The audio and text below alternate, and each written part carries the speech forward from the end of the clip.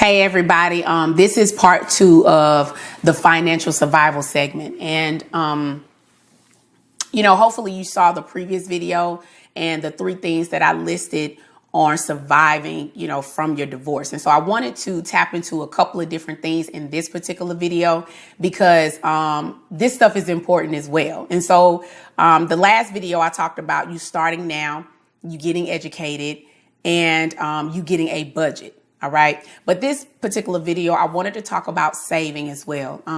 Saving is crucial. Why? Because things are going to happen. All right. Things are going to happen whether you want to or not. And it always happens when you don't want it to happen. And so you want to be prepared before the storm even comes. All right. I mean, I remember I had so much going on at one time from just from a money standpoint. My car broke down, my roof, I had roof repair. I had appliances I needed to replace. Unexpected bills came in the mail. I owed the IRS. I mean, the list went on. And I was just like, man, this is overwhelming. And, you want to have that cushion to be able to provide for these means because, it's going to happen. For nobody just doesn't go through anything. And so it's important to start saving. You may not have a whole bunch you need to save at one time, but just start little by little and let it increase over time. There were things that I needed to actually completely cut back on during that particular season in my life because I had a lot going on. And so, looking at that budget that I spoke about in the first video will allow you to really see what you have that you might need to cut back on so that you can allow yourself to save for these emergency situations. Okay. The next thing I wanted to talk about is the back end of things, the paperwork that many of us probably don't look at or may not think about. But I want to, put this bug in your ear so you can start working on your paperwork. So what do I mean by paperwork? First of all, I mean update all your accounts. So we're talking about your bank account, your credit cards, your 401k, any financial documents that you have. It's important for you to update those because when you are married, everything is jointly. And this is the portion of divorce that we have to take care of. And that is the paperwork. We need to put everything in our name and in our name only.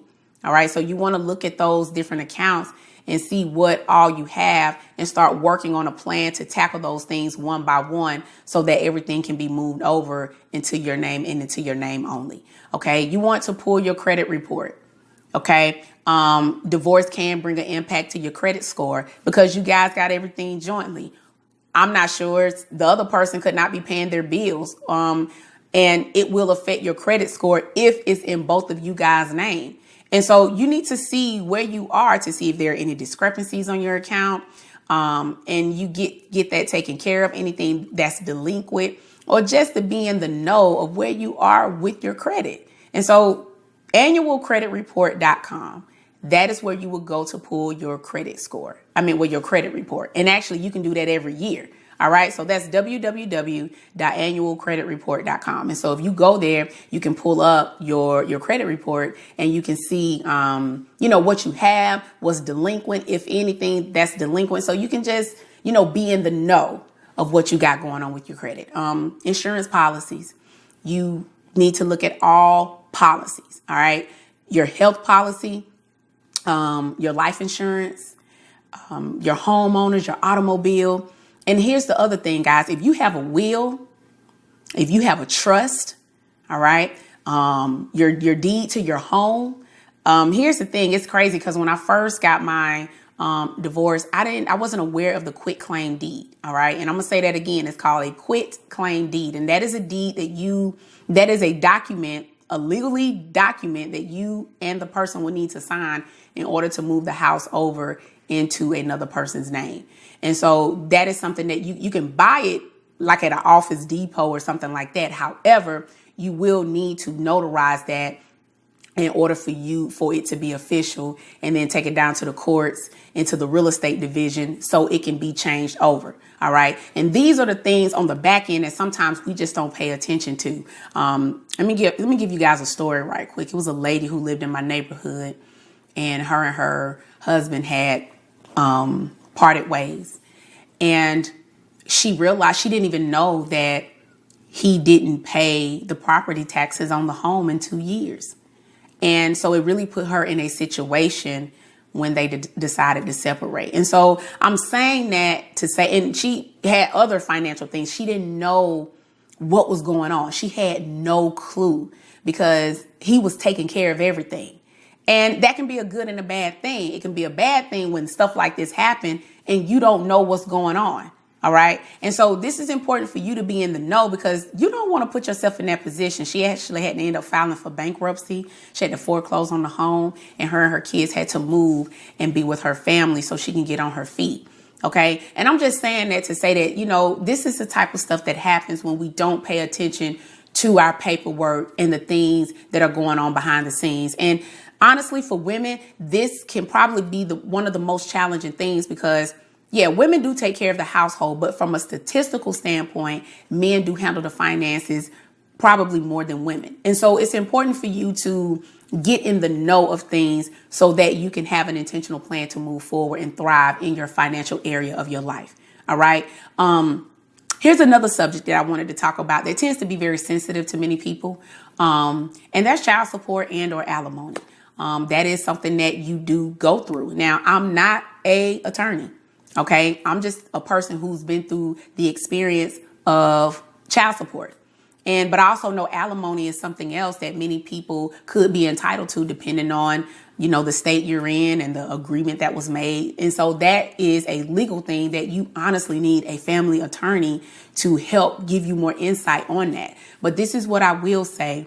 You know, when it comes to child support, it's so many different ways that people define it, and it becomes a very sensitive topic. But here's the thing, you know, in a nutshell, child support is to take care of the kids financially. All right. And here's the thing, kids aren't cheap and their needs need to be taken care of. Their needs as well as some of their wants. But there's always something going on, whether it be a doctor's appointment, you know, they need some shoes, some clothes, unexpected expenses, even with the kids. I mean, it's just something.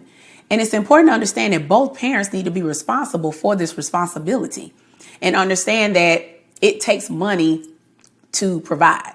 OK, and so I just wanted to put that out there that, you know, if you have to have that in order to, if you need that, which you will, to take care of your kids, by all means, please do so, because your kids are suffering when that money is not coming in to take care of their needs. All right. You know, from an alimony perspective, you know, I didn't have to face that. But what I will say is that depending on your financial position when you were married, you may have been with someone who did make more money and you had a certain lifestyle, and that might be something that you are entitled to. And here's the thing, it doesn't make you a bad person if you are. OK, that comes along with the territory of going through this whole divorce process. And so if you do, if you are able to have it and you need to be able to provide for your needs as well as your family, then by all means, please do so and get you a family attorney so that they can walk you through that process. All right. And so, but this is also what I want to say about child support and alimony. It is not something that you should depend on.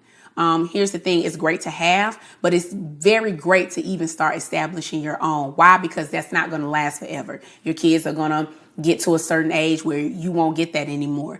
You may only can get alimony for a certain time frame. So it's important for you to understand, hey, this is great, but I got to start working on a plan moving forward so I can have my own. So if anything wants to happen, I'm still good. OK, so I just wanted to talk about these things very briefly, simply because it's important for us to understand that this is just a survival part. And I know it can be difficult for many of us because this could be new for you. But I don't want you to try to tackle everything at once. Allow yourself to do one thing at a time. That's it. One thing at a time, and build on that brick by brick. And I can promise you that you will leave from this financial survival position and you'll go into a thriving position. And so my next 2 videos are going to be about financial thrival. So look forward to that pretty soon. OK, I will talk to you guys later, and you have a good one.